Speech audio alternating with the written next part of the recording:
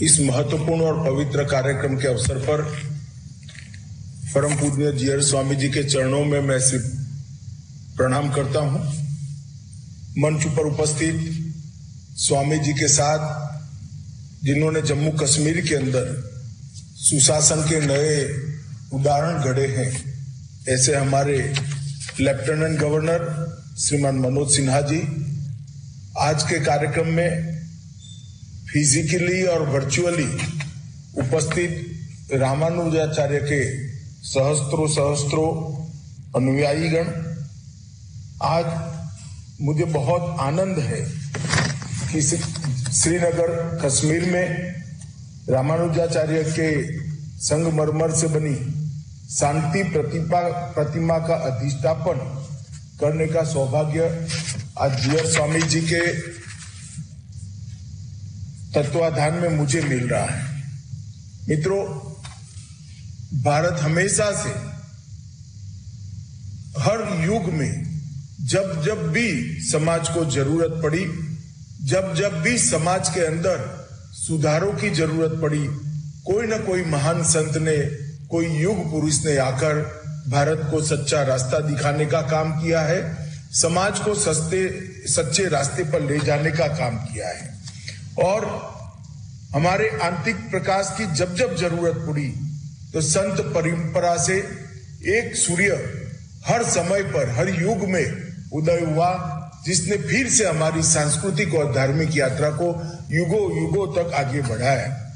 इसी प्रकार से रामानुजाचार्य का जन्म भी और उद्भव भी ऐसे समय पर हुआ जब हमें इस देश को एक इसी प्रकार के महापुरुष की जरूरत थी। आज मैं इस अवसर पर सबसे पहले भगवत रामानुजाचार्य जी के जीवन को, उनके कर्तृत्व को और उनके व्यक्तित्व को बार बार नमन कर प्रणाम करना चाहता हूं। आदि शंकर के सांस्कृतिक रूप से पूरे भारत को जोड़ने के बाद समाज जब फिर से भटकाव में आने लगा था, सामाजिक एकता समाज की खंडित होने लगी थी, अनेक प्रकार के कुरिवाजों से समाज ग्रसित होने लगा था, तब पुनः विधाता ने भारत को भगवत रामानुजाचार्य के रूप में एक महापुरुष के रूप में भेजकर वैष्णव मानव धर्म को उसके मूल के साथ जोड़ने का एक महान कार्य उनके हाथों से कराया। 2017 में भगवत रामानुजाचार्य की 1000वीं वर्षगांठ परम पूज्य जीयर स्वामी जी के अति परिश्रम और निष्ठा के साथ मनाने का जो देश भर में प्रयास हुआ, उसमें नरेंद्र मोदी जी ने 15 अगस्त को लाल किले की प्राचीर से भी पूरे देश को भगवत रामानुजाचार्य के संदेश के अनुरूप जीवन जीने का एक आग्रह भी किया था और उन्होंने एक प्रकार से कई युवाओं को भगवत रामानुजाचार्य में से प्रेरणा लेने का बात भी की थी। और उसी वक्त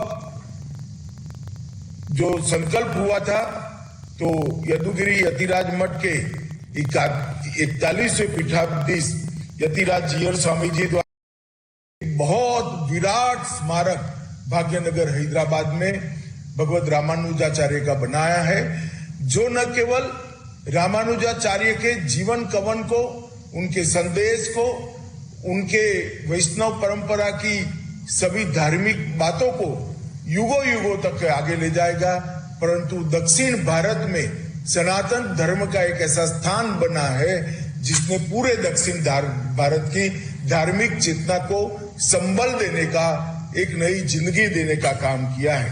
मुझे भी स्टैच्यू ऑफ इक्वलिटी की प्रतिमा के कार्यक्रम में उपस्थित रहने का मौका मिला था, सौभाग्य मिला था। एक प्रकार से रामानुजाचार्य का जीवन और कर्मस्थल ज्यादातर दक्षिण भारत में था, परंतु उनकी शिक्षा और उनके प्रेम का प्रसार आज पूरे देश भर में दिखाई पड़ता है। मैं बाद में बताऊंगा, देश भर में अनेक मत, अनेक संप्रदाय रामानुजाचार्य के मूल संदेश में से और उनके शिष्य रामानंद के संदेश में से आगे बढ़े हैं। और आज इसी का परिणाम है कि ठेठ उत्तर में भारत माता के मुकुटमणि कश्मीर के अंदर इतनी विशाल उनकी शांति प्रतिमा का प्रस्थापन जीयर स्वामी के द्वारा किया गया है। ये न केवल कश्मीर, पूरे भारत के अंदर शांति का एक संदेश देगा। ये 4 फुट ऊंची शुद्ध सफेद आरस पहाड़ की मकराना संगमरमर की ये मूर्ति जो बैठे हुए हाथ जोड़े हुए रामानुजाचार्य की भक्ति मुद्रा में बनाई गई है, लगभग 600 किलो का इसका वजन है और ग्रेनाइट से बने 3.5 फुट ऊंचे पादपीठ पर उसको रखा गया है। यदुगिरी यतिराज मठ के सूर्यार मंदिर में उसके उत्थान और जीर्णोद्धार का काम स्वामी जी ने करा है।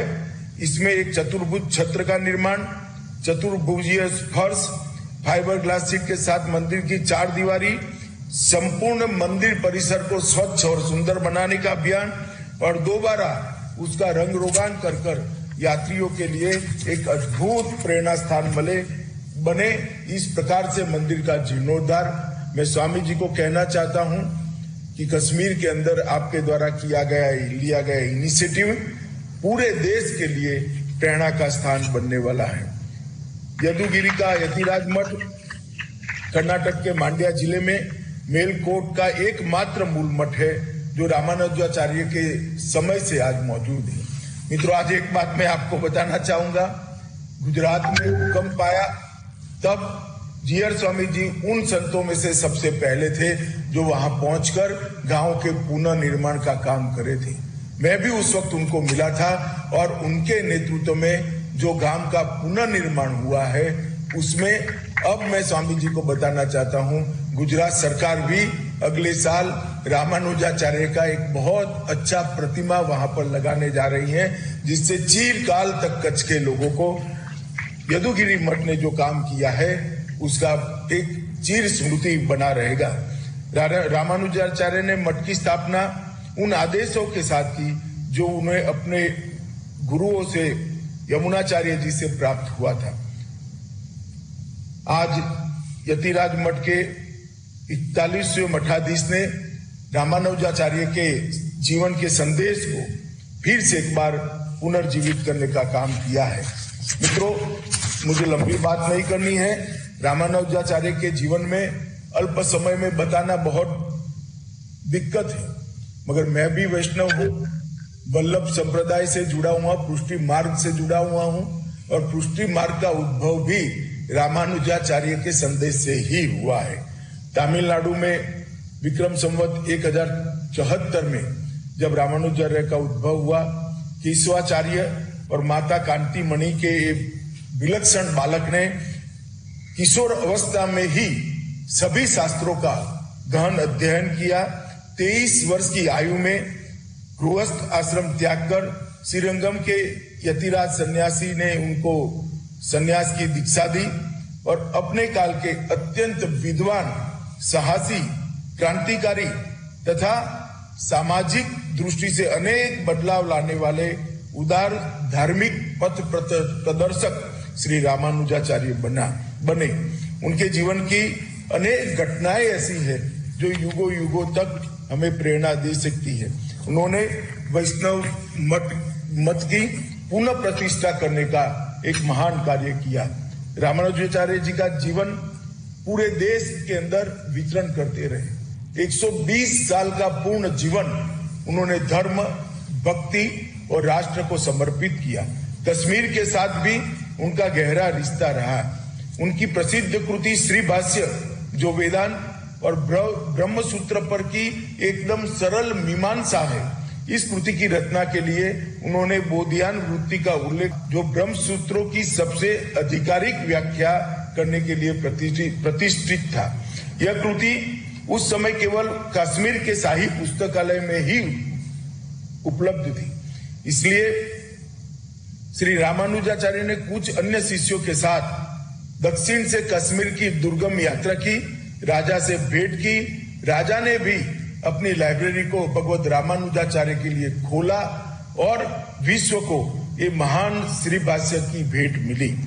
मुझे बताया कि देवी सरस्वती ने श्री भाष्यकार की उपाधि से स्वयं रामानुजाचार्य को अलंकृत करने का काम किया था और उनको शारदा पीठ में सरस्वती देवी के साक्षात्कार होने की भी बात कहते हैं। विशिष्टाद्वैत संप्रदाय के माध्यम से रामानुजाचार्य ने समावेशी समाज, दर्शन और धर्म तीनों को पुनः व्याख्या किया। मनसा वाचा कर्मणा इस सूत्र को ही अपनाते हुए अपने जीवन को उन्होंने लोगों के सामने रखा। आज वही रामानुजाचार्य का एक विराट प्रतिमा बहुत अच्छे पवित्र स्थान पर विराजमान हुआ है, इसका मुझे आनंद है। मित्रों, रामानुजाचार्य के संदेश से देश भर के कई अनेक संप्रदाय उद्भव हुए। महाराष्ट्र में वारकरी संप्रदाय, राजस्थान और गुजरात में वल्लभ संप्रदाय, भारत और बंगाल में चैतन्य संप्रदाय, असम में शंकरदेव का संप्रदाय, कबीर महाराज का संप्रदाय, गुजरात में स्वामीनारायण संप्रदाय, ये सब का उद्भव रामानुजाचार्य के वचनों से प्रभावित होकर हुआ। हमारे यहाँ बहुत भक्त प्रसिद्ध कवि नरसिंह मेहता जी ने वैष्णव जन तो तेने रे कहिए जे पीर पराई जाने रे, ये रचना भी रामानुजाचार्य के संदेश से ही की है। और कबीर जैसे व्यक्ति ने रामानुजाचार्य और इस वैष्णव परंपरा के गुणगान गाते हुए कहा, श्री नारायण मूल हमारे रामानुज की साथ, रंगकार में रमता जोगी गुरु रामानंद ने पाप। कबीर ने भी इस बात को स्वीकार किया है कि मेरे जीवन में मैं जो कुछ भी कर पाया हूं वो रामानुजाचार्य की ही देन है। मैं आज यदुगिरी के यतिराज को सूर्य मंदिर के पुनरुद्धार और उत्थापन के लिए कार्य को देखकर मन को बड़ी शांति हो रही है और वहां ये शांति प्रतिमा का उद्भव, प्रस्थान, उनका प्रतिष्ठित होना, ये पूरे देश और विशेषकर जम्मू कश्मीर के लिए एक बहुत शुभ लक्षण है, ऐसा मैं मानता हूं। आज हमारे एलजी जम्मू कश्मीर श्री मनोज सिन्हा जी के नेतृत्व में जम्मू कश्मीर शांति और प्रगति के रास्ते पर निकल पड़ा है। वहां पर आतंकवाद पर एक निर्णायक वर्चस्व प्रस्थापित करने का काम मोदी जी के नेतृत्व में मनोज सिन्हा जी ने किया है और कश्मीर के जन जन तक कि बिना किसी भेदभाव से विकास के कार्य को पहुंचाने का काम भी उसने किया है। एक लंबे समय के बाद देश को अपेक्षा थी कि धारा 370 और 35A हट जाए, कश्मीर भारत के साथ अभिन्न रूप से जुड़ जाए। वो अपेक्षा को हमारे देश के प्रधानमंत्री श्री नरेंद्र मोदी जी ने पूरा किया है और 5 अगस्त 2019 से कश्मीर के लिए एक नए युग का स्थापन हुआ है। उसी वक्त इस शांति प्रतिमा की प्रस्तावना मुझे लगता है सभी धर्म के मानने वाले कश्मीरियों के लिए रामानुजाचार्य का आशीर्वाद लेकर आएगी, उनका संदेश लेकर आएगी और कश्मीर को उत्थान के रास्ते पर, प्रगति के रास्ते पर और दृढ़ शांति के रास्ते पर आगे ले जाएगी, ऐसा मेरा विश्वास है। फिर से मैं परम पूज्य जीयर स्वामी जी के श्री चरणों में प्रणाम कर मेरी बात को समाप्त करता हूं। वंदे मातरम।